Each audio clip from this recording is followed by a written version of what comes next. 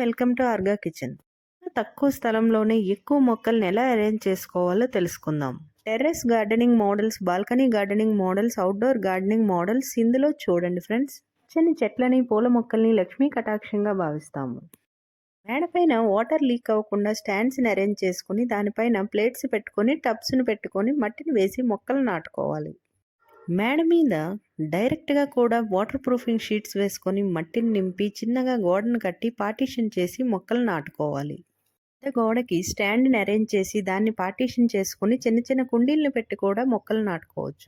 లో ఉండేవాళ్ళు బాల్కనీస్లో సింపుల్గా ఇలా ఒక గ్రీన్ షీట్ వేసి కూడా అరేంజ్ చేసుకోవచ్చు. దీని కింద ప్లేట్స్ని అరేంజ్ చేసుకొని ఎక్సెస్ వాటర్ని మళ్ళీ కుండీల్లో వేసుకోవాలి.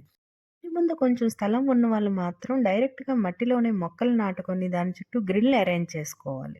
ఉన్న స్థలాన్ని బట్టి ఏదో ఒక మోడల్లో మీరు మొక్కల్ని అరేంజ్ చేసుకోవాలి. మొక్కల్ని పెంచుకోవటం వల్ల బయట నుండి వచ్చే పొల్యూషన్ని తగ్గించుకొని ఆక్సిజన్ని అందించగలుగుతాం. రకాల మొక్కల్ని ఎలా నాటుకోవాలి, నారు ఎలా తయారు చేసుకోవాలి, ఎరువులు ఎలా ఇవ్వాలి, పెస్ట్ కంట్రోల్ ఎలా చేసుకోవాలి, పురుగు పట్టకుండా ఎలా చూసుకోవాలి అనే దానికోసం ప్రీవియస్ వీడియోస్ని ఫాలో అవ్వండి ఫ్రెండ్స్.